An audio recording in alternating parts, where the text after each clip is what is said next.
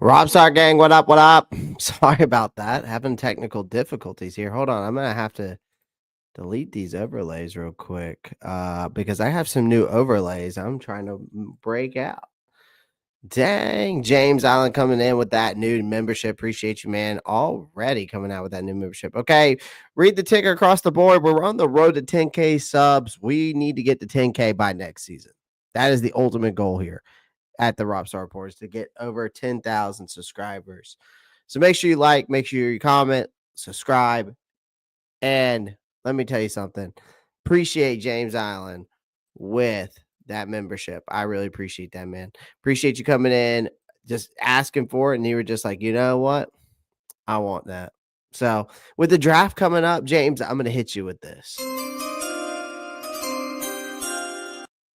There you go. We're going to hit you with that NFL draft right there. Appreciate everyone joining the live stream. Do me a favor. Make sure you smash that like button. Hit that subscribe button. Make sure you click that post notifications bell so you don't miss out on any new content. But yeah, let me get my overlays back up here. Hold on, because I got some new overlays to work out here. I have got to get them to download correctly. I got to do this, and I want to make sure I do it like this. Bam. Yes. There we go. Now, when I get these overlays pulled up, ladies and gentlemen, what I need you to do is tell me which one you like better. All right. Let's see here. I'm going to get them pulled up now. So we got two new ones here. I had to make them transparent. That was the problem. That was the problem. There we go. So now we got some new overlays, ladies and gentlemen. We got this one. Okay. But then we've got this one. Gonna add another one in here. Which I don't know which one I like better. I don't know if I just like this setup like this, or do I like this setup like this? Dude, I don't know. Which one do y'all like better? This is 1. This is 2. This is 1. This is 2. Just trying to figure out which one I like better. I'm not too sure yet. I haven't decided yet. I have not decided yet. But I appreciate everyone joining the live stream. Do me a favor. Make sure you smash that like button, hit that subscribe button. 2 is better. All right. So y'all like this one better. All right. We'll rock this then. So I appreciate everyone joining the live stream again. Do me a favor, smash that like button, hit that subscribe button. And again, you can see at the bottom right-hand corner, you can also follow me on all those social media right there. Facebook, Instagram, Twitter, even TikTok. That's where you can follow me at. Jaycee Horn is Pro Bowl bound, ladies and gentlemen. Jaycee Horn, Pro Bowl bound. Now, it's interesting because here's the thing. Jaycee Horn, I feel like, has finally arrived. And I see some of you guys in the comments. I saw Panther Gal say, well, he's only had 1 interception this year. And then she just said that she doesn't get the hype around him. So, okay. We're going to break this down real quick for you guys. And I'm going to break this down for you as well, Miss Panther Gal. You got to think about it this way. After years of injuries, okay, after unfulfilled potential, whispers of whether he'd ever live up to his first round pedigree, or Horn has officially, you got to think about it this way, has officially silenced doubters. Teach me, brother. He's finally said, because he's getting his first Pro Bowl selection. And honestly, it's about goddamn time. And here's the reason why. He's finally had a full season. But here's the reason why. He is first and completions allowed, which means he is allowing the least amount of completion rate in the NFL for a corner. Okay.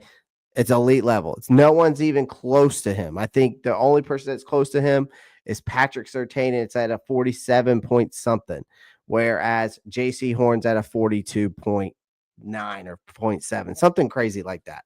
But I have to look up the stat again. I saw it the other day. But the thing is that you got to think about this for Jaycee Horn is that it was a rocky start. And it was a rocky start full of frustration when he came here. Like when the Carolina Panthers drafted him, Jaycee Horn was an 8th overall pick in 2021. So when you're the 8th overall pick in the first round, it doesn't matter if you're the first round pick at number 1. If you're a first round pick, your expectations are a lot higher than a second, third, fourth round pick. And it would be through the roof. He wasn't just supposed to be good. He was supposed to be the cornerstone of our defense. But for the better part of 3 years, Horn's career felt more like a cruel joke than a success story because out of a possible 51 games from 2021 to 2023, right? This guy only suited up for 22 of them. Only 22 games. So Panthers fans watched as they're supposed to be a shutdown corner became a frequently flyer on the injury report. Like broken feet, hamstring issues, a playoff derailing broken arm. Like if you asked anyone in Charlotte whether Horn was a worthy top 10 pick during that time, most answers would have been a hell no. Right? But now this 2024 season, we got to think about it this way, it has been an absolute redemption year for him. It has been different. Horn has stayed healthy. And well, mostly, right? He missed one game this season. He might miss this last game, but he has played 15 games. He's logged over 1,000 snaps this year. He has the 10th most snaps among NFL cornerbacks this year. For those of you that didn't know that. So for the first time, he didn't just survive. He dominated it. And I'm going to pull up his stats real quick. Because he did dominate it. He had a full year.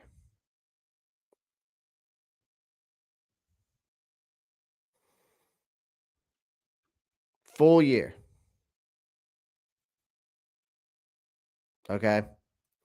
I'm trying to pull it up here. So here's his stats. Give me a second here. Contract curse incoming.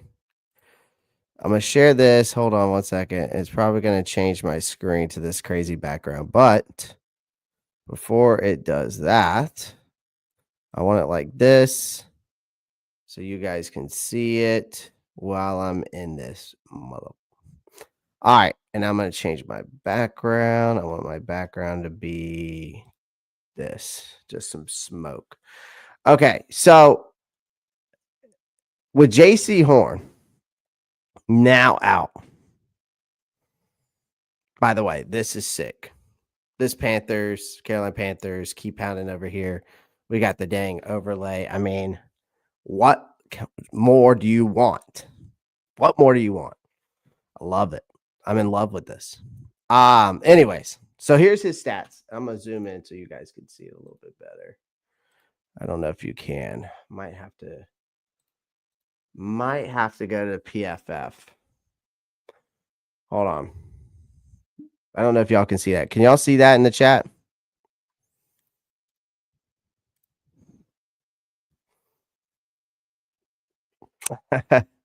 Rock Jones, I did. And honestly, I blame Beamer. I don't blame anybody else on that game except Beamer. You can't see him very well? All right, hold on.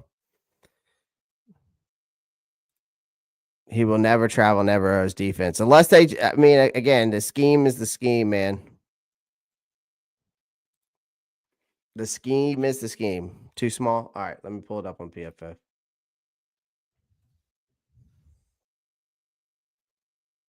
All right, pull up his stats here. We're going to break him down, man. Because I've been waiting for this. I guess I should share this instead. And then let's go to all right, latest news. So here he is. They've got his grade as he's actually got the fourth most snap counts. He's at 1 interception. Hold on, I'm gonna zoom in here. There we go. Now I know y'all can see that. Now we go to his grades. You got his grades right here. He's got a 64.5. Pass rush, he's 8th for corners. Run defense, he's 15th for corners. Coverage, which is crazy, a 57.9 grade, but you can go look up his coverage grade, which is, I mean, it's still number 1 in the league. His coverage grade is like a 42.9. It's something immaculate like that. I'll have to go look it up, but his coverage rate is crazy. He's allowed 37 receptions this year, total pressures for 1 interception, 50 solo tackles. Okay. 7 stops, forced fumbles, 0. He's got 50 solo tackles, 13 assisted, so 63 total. He's got 2 sacks on the years. 7 missed tackles isn't terrible. 1 interception. Passer rating allowed was a 91.4. 11.3 yards per reception allowed. 4 total pressures PBU and a receptions allowed 37. He's taken over 1,000 snaps. Okay. So again, let me get into let's get into Jaycee Horn a little bit more. Again, we looked it up, 68 combined total tackles, or 68 combined tackles, right? He's got 13 pass breakups, which they don't show that in his stats. 2 sacks, 5 tackles for a loss, which they didn't show that, a pick. Let's not forget his lockdown coverage. Again, he has only allowed just a 53.2% of targets to be caught. That's per football, actually, PFF, which I wish they would have showed that a little bit more in here, but they didn't. They did not show that. All right.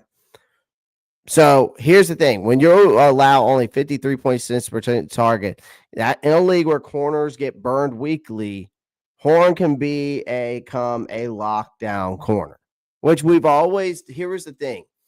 We never believed that Jaycee Horn could not be an elite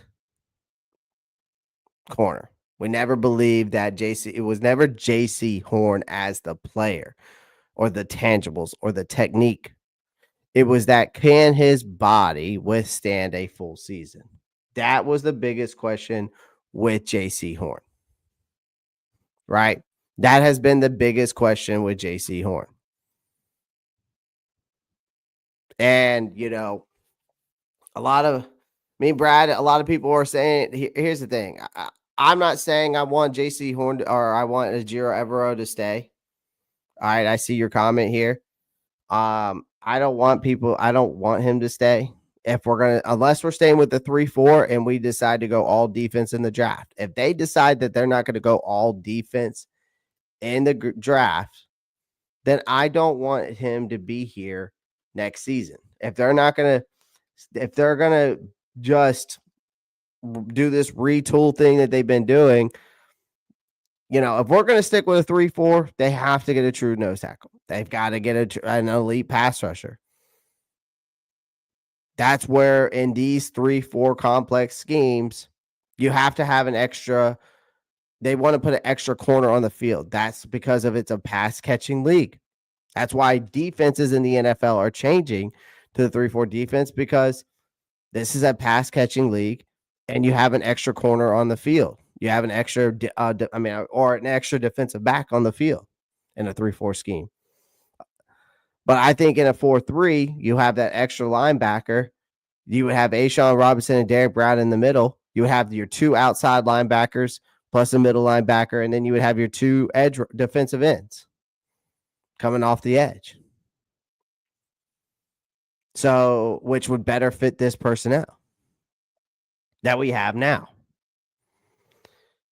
But Jaycee Horn being not used correctly and not being moved are kept on the best wide receiver on the field game in and game out is absolutely malpractice, in my opinion. We saw Jaycee Horn when he went up against Cincinnati.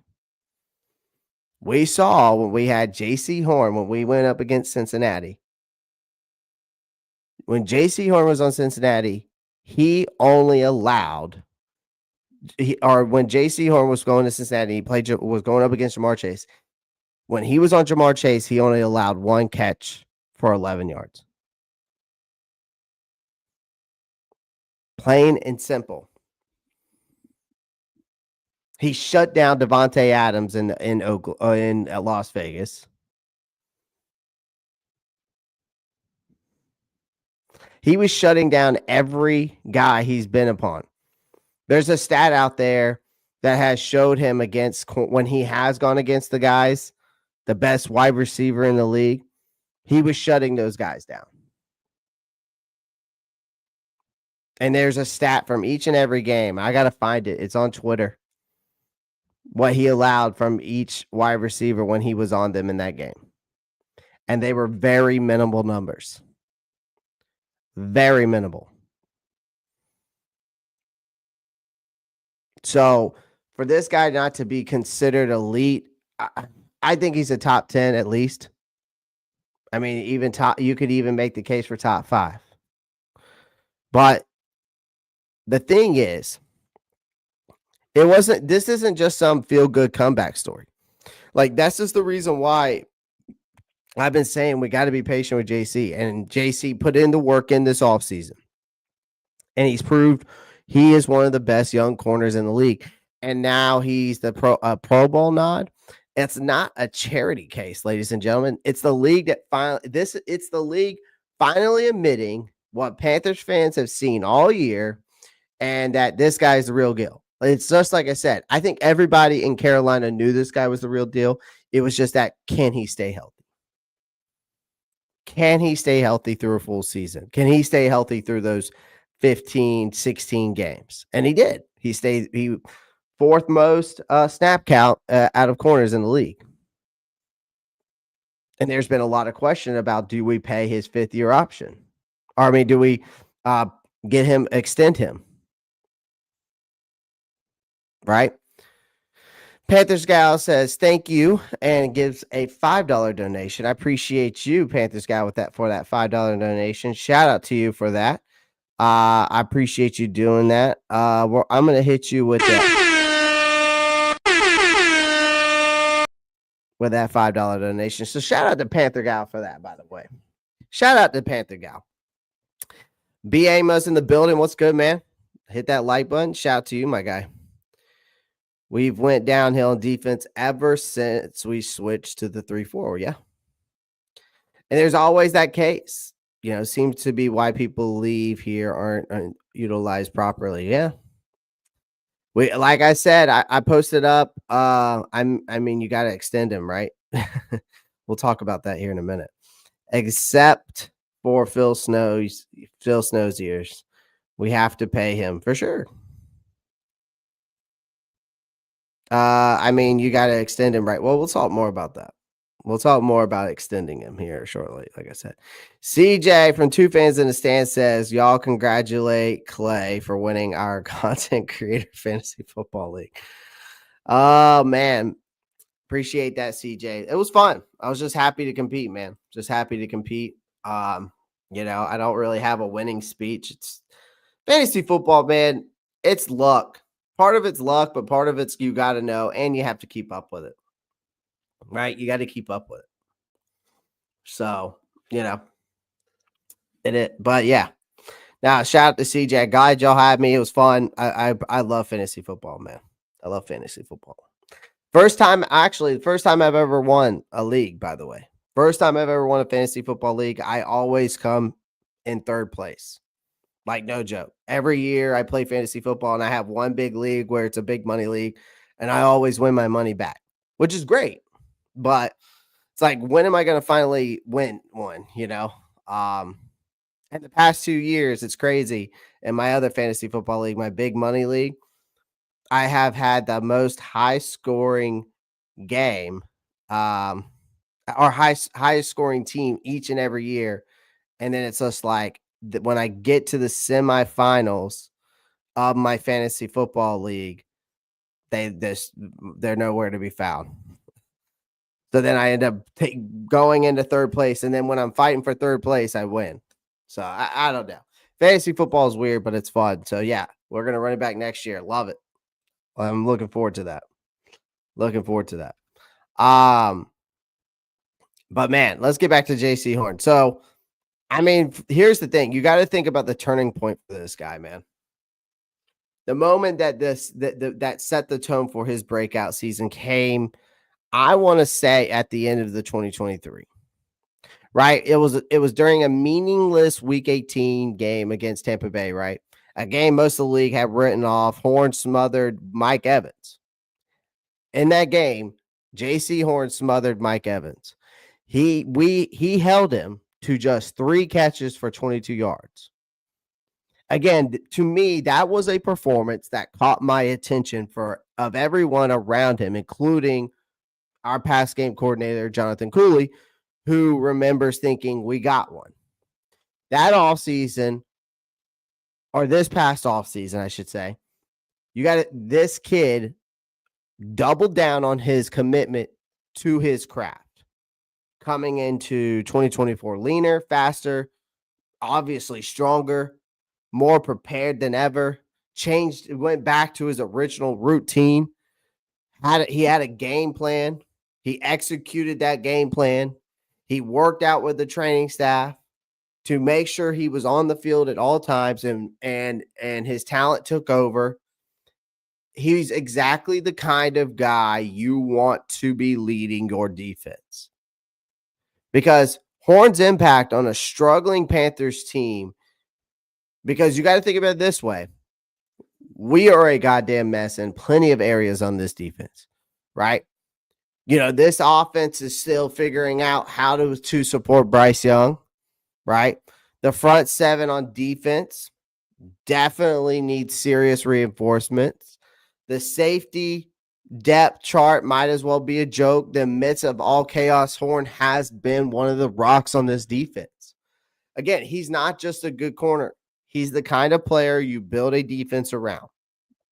And his Pro Bowl nod isn't just an individual accolade. It's a beacon of hope for a franchise that has been starving for some good news for some time.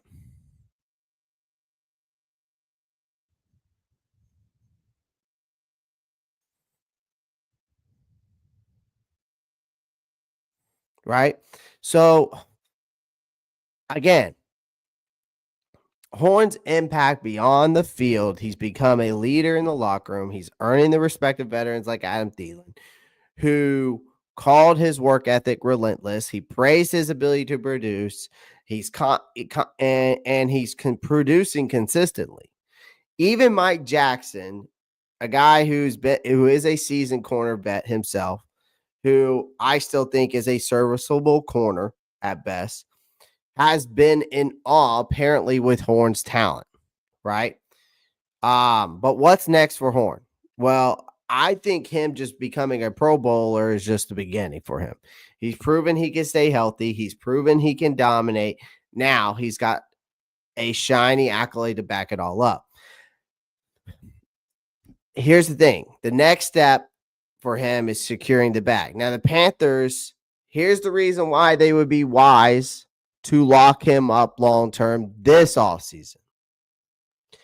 His 5th-year option is already fully guaranteed, and I was looking at this over the cap. His 5th-year option right now is fully guaranteed at $12.47.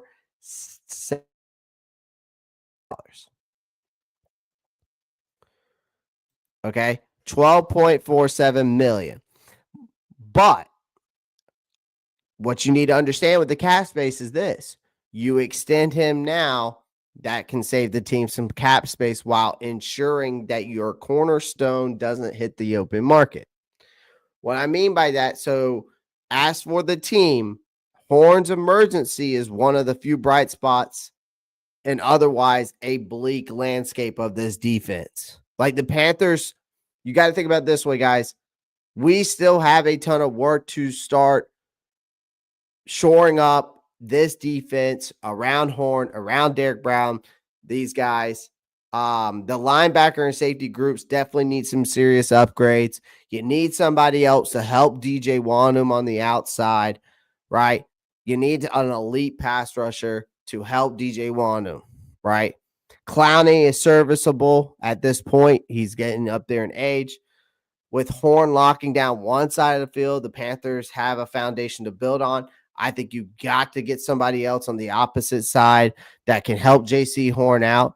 I think and maybe that's a reason why they don't move Jaycee Horn around, because they don't feel comfortable. Maybe that Evero doesn't feel comfortable enough taking him off other guys. I don't know.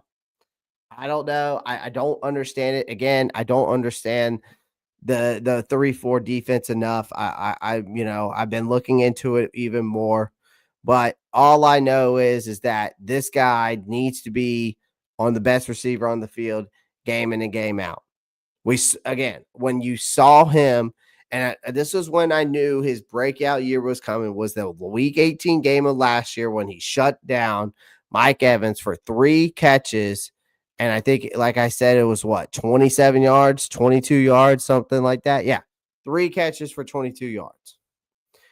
So again, I think this journey with Jaycee Horn has been anything but smooth for the guy, but his 2025 Pro Bowl selection feels like justice.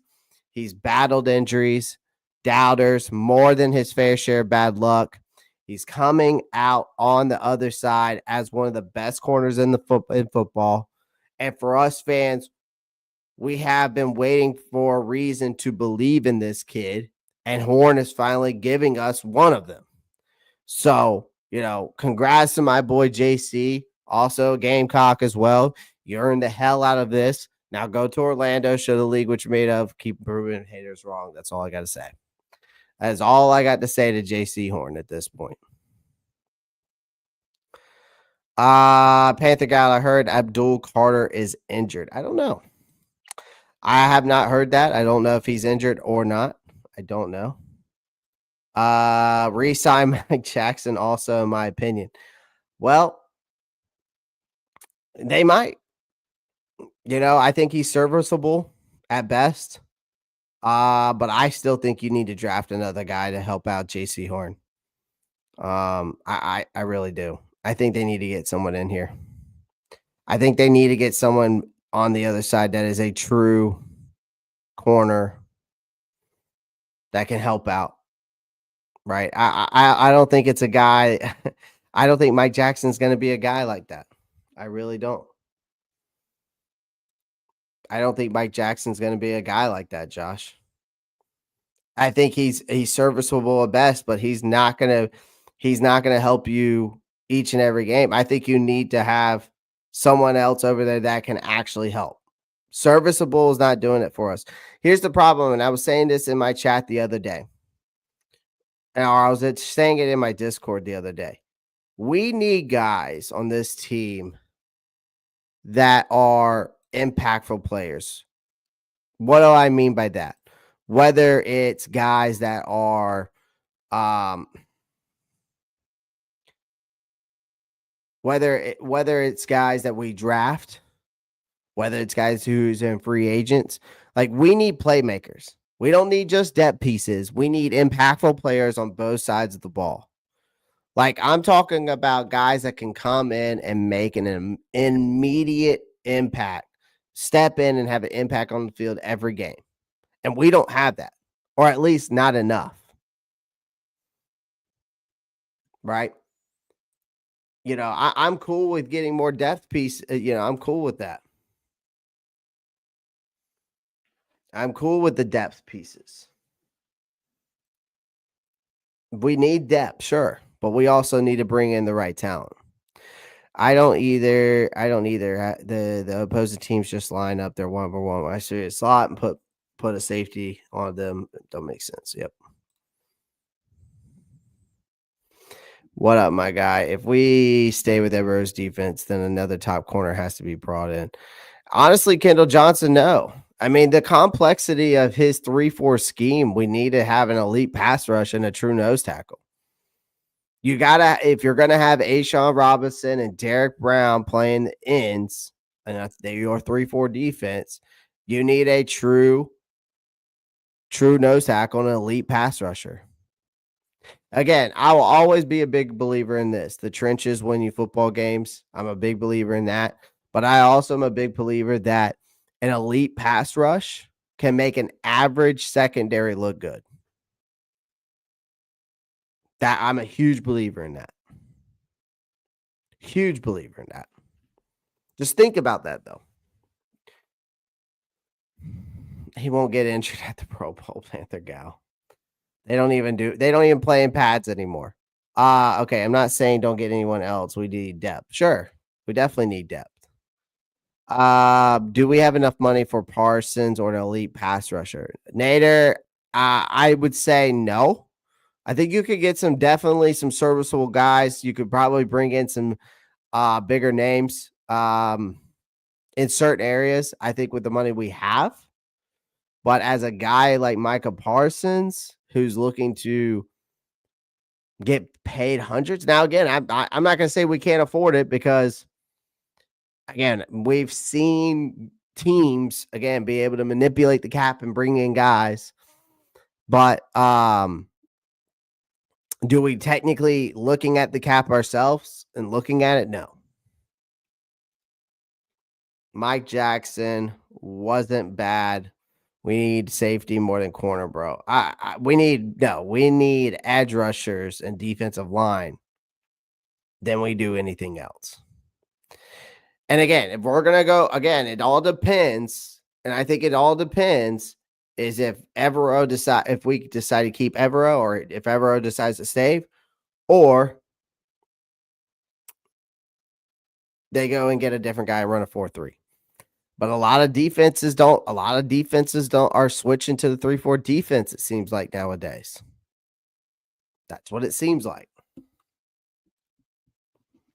We should get a kicker in the 5th round.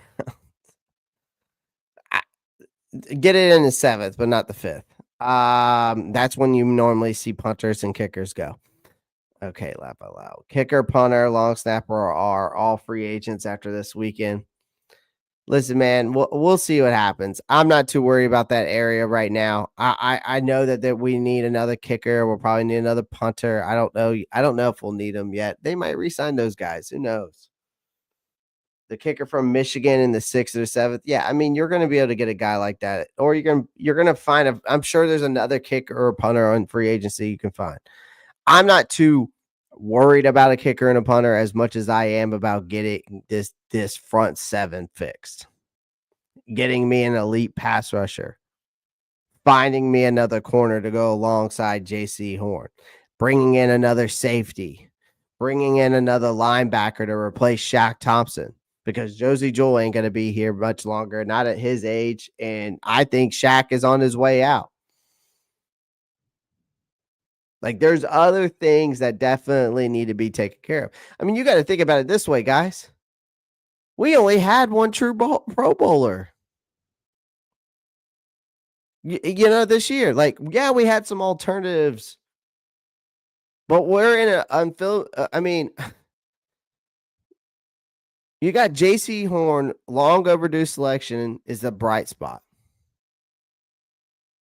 for the franchise. But of the rest of the team, you got 3 alternatives and no other locks. Like, you got to think about that.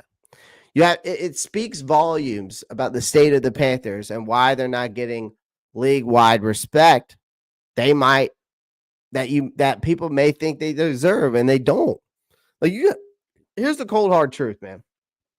Pro Bowl isn't just about talent. It's about visibility, results, narrative. Like, for a team like us, we spent the majority of the season slogging through mediocrity. You got to think about it this way. It's no wonder our roster barely made a dent in the Pro Bowl conversation. The Ravens had 9 players make the Pro Bowl. When you don't win games, you don't show up in prime time. You don't give fans a reason to care. The NFL world moves on. You got to think about it this way. We're talking about bringing in talent, what we need, right? But here's the thing. Here's the cold, hard truth about that. The Panthers finished the season without a single game under the bright lights of prime time. Not one single game. No Sunday night football, no Monday night football, not even the throwaway Thursday night slot. That is a direct reflection on how little the league and, frankly, the fans expected from this team. And when you're out of sight, you're out of mind. You have Jaycee Horn as the Lone Star, right? You had Robert Hunt as an alternative, right? The guy, I mean, I don't know how Robert Hunt got an alternative. I thought he played, he played every single snap this season, anchored the offensive line. We cut our sack total in half this year.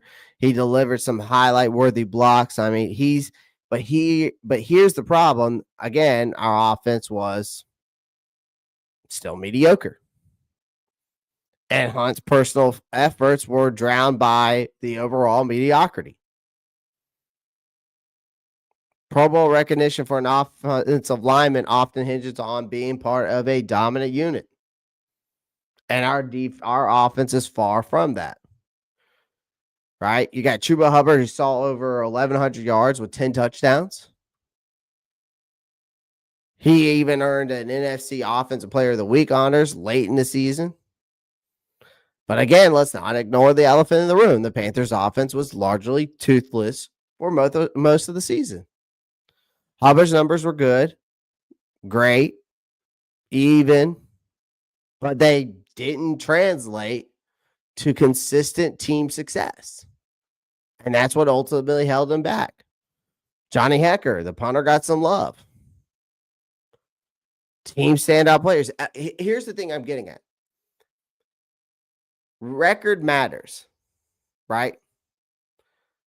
So if we're going to rebuild this team correctly, I'm telling you, you got to bring in players that make an immediate impact.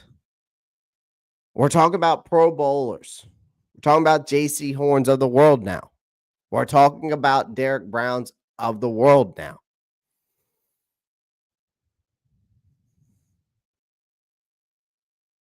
So that's why you didn't see anybody else besides Jaycee Horn get acknowledged as a first-team Pro Bowler.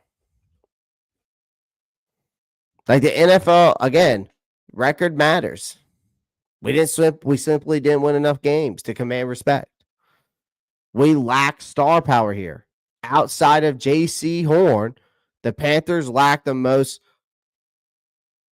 mediocre names that catches the public eye. Right? Hubbard had a great season, but he's not Derrick Henry, nor is he Saquon Barkley. Hunt was solid, but he's not Quentin Nelson. Right? Like, we didn't even, and you got to think about it this way. The Carolina Panthers didn't have any signature moments in this game. We didn't have any season-defining performances that grabbed national attention. No miracle comebacks, really. No dominant primetime wins. Just a lot of mid football. This is what happens when you only have one guy who become a Pro Bowl. And the Panthers want to avoid this embarrassment next year. They need to give the league and their fans a reason to care. Obviously, number one is you have to win football games. Nothing gamers respect like victories. Nothing attracts attention like playoff contention. Bryce Young's development is key here. If he can elevate this offense, bring some fireworks to the field, and shine in the brighter lights on everyone around him, great. You got to find that offensive identity, though, next year. Market your stars. The Panthers need to do better job of selling their players to the league and the fan base. Jaycee Horn Pro Bowl is a start. The guys like Hubbard and Hunt need that push. 2, play in big moments. If you want Pro Bowl recognition, you want primetime games, you've got to show up when the world is watching. The Panthers need to earn their way back to primetime slots and make the most of it. But they got to get primetime players. Now, I'm not necessarily saying they've got to get elite talent in every position. No. But they've got to bring in impactful players immediately. Guys who can come out there and make an immediate impact on the field. Not necessarily elite. You can have one elite player and average guys that can come out there and make plays. You don't have to be the elite of elite to make your team good. There's just got to be well-rounded. That is all I'm saying.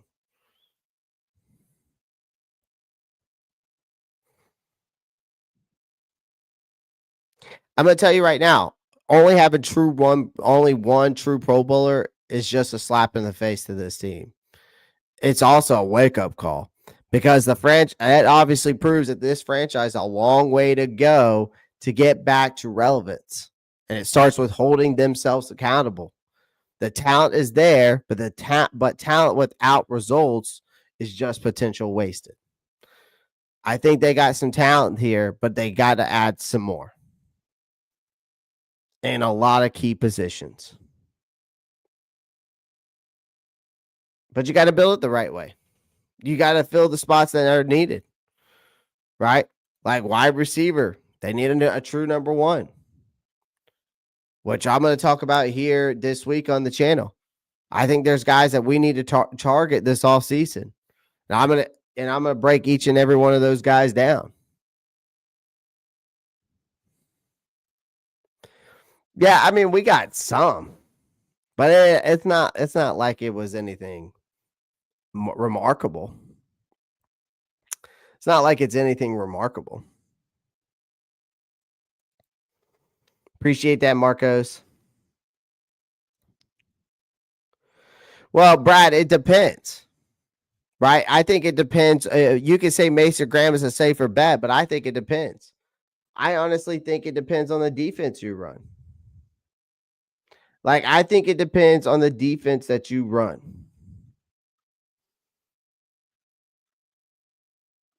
And there's multitude reasons as to why I think that is. Like, I think Mason Graham is good for certain things, and I think Abdul Carter is good for certain things. Like, I wouldn't say that Mason Graham is I don't think Mason Graham is a safer pick. It's definitely not. Both are beast. But Graham fits your 4-3 switch better as a defensive tackle anchor. As for Carter, he's a versatile edge rusher. He's better suited for the 3-4. So if you're switching schemes, Graham makes more sense. Like if you switch to the 4-3, it makes sense that the Panthers focus on shoring up the D line and having Graham and Derek Brown. And then you get one, and then maybe you get someone in the second round like a Kyle Kennard who could thrive in that setup in the 4-3.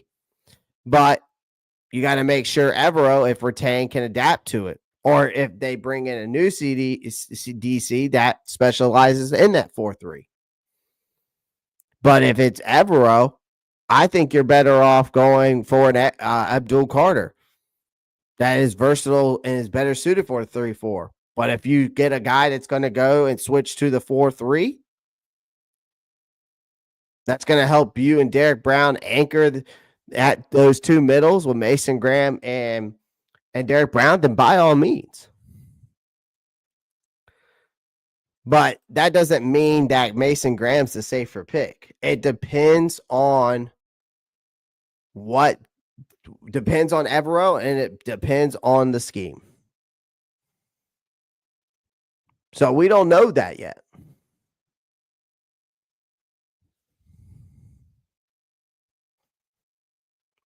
Nader, I'm gonna give them. I'm giving them both 3 years. I'm gonna give Dan Morgan 3 years, and I'm gonna give Dave Canales 3 years.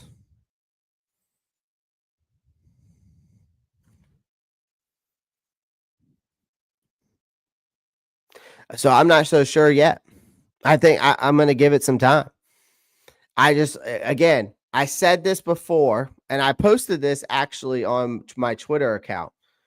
We can learn a lot. Actually, I'll share this post with you guys real quick. I'm going to share this post with you guys real quick. Because we can learn a lot, and I'm going to show you what I did. I'm going to show you something I posted on Twitter, and I think it has a lot of context to it. And I could go into full detail about this. Okay. And I'll zoom in real quick.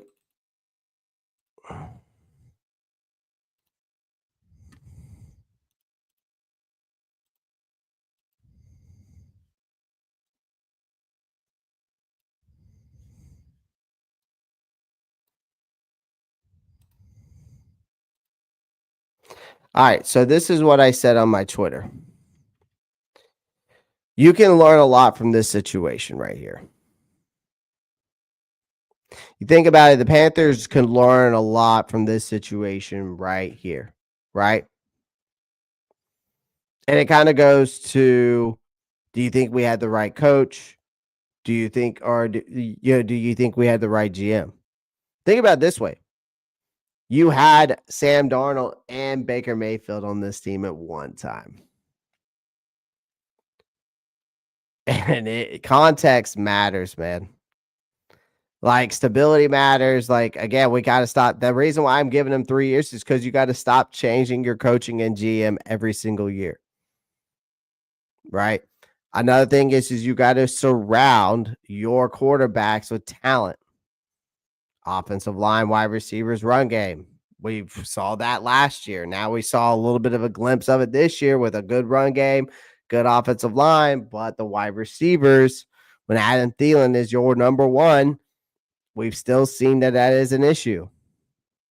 But also, Bryce didn't start off too great, but he had a nice little resurgence there from week 8 till basically now. Besides, the only game from that week 8 to now was against the Cowboys game, wasn't very good. Right? And people have to learn how to have patience. But see, we don't have a fan base that has a lot of patience. We don't have a lot of patience when it comes to developing talent here. See, the people expect too much immediately. Like, yeah, I'm saying we need impactful players immediately because we do. But if it's a rookie, I have to be patient and hope that they develop correctly and work out here because of the risk that we took to get them. Like, and again, confidence is key. That's what I also said. Reduce pressure. Yeah. That's what you had to do with Bryce Young. You need to do that with every single player, though, not just your quarterback. And build the whole team, not just your quarterback. Yeah, that's also true. You need to build around your quarterback. That's why number one is the biggest one. Stability matters.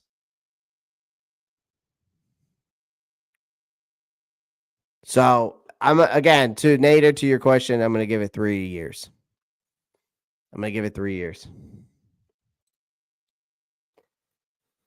So, man, I appreciate everyone joining the live stream. Do me a favor, smash that like button, hit that subscribe button. If you haven't already, make sure you click that post notifications bell so you don't miss out on any new content, man. I'm gonna bring back the videos, man. I'm gonna bring back the videos. I'm gonna start editing videos again. I'm gonna bring it back.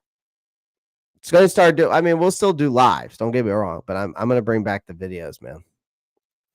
Prince Princely Imana Minley. I cannot pronounce that. I know you're talking about the guy out of Ole Miss. Um, if we miss in the second round, if we miss Edge in the first, yeah. When would be if Bryce put up 400 yards, but we still lose, get up to that third draft spot and be able to trade back down some. Um, yeah, that's wishful thinking though, Kendall. That is wishful thinking, my friend. When do we find out Evero and how soon you think? I would possibly say Monday. Looks like Marcos Cash and them kind of answered it for you, but yeah, I mean, I have to agree with them. Possibly Monday, but sometimes they wait and they won't announce it until the middle of the week. So we'll see. But they could announce it Monday. We'll see what happens. This Monday. So we'll see what happens after this Falcons game, which I'm going to break down here tomorrow. So appreciate it. So guys, this one was just short. I just want to give Jaycee Horn his props, his flowers, as you will. Again, do me a favor, make sure you smash that like button, hit that subscribe button if you haven't already. Make sure you follow me on all my social media, as you can see there. Also, that is my TikTok as well, so you can follow me there. Shout out to BetUS, our sponsorship of this live stream. So make sure you pound that like button, hit that subscribe button, and make sure you click that post notifications bell so you don't miss any new content.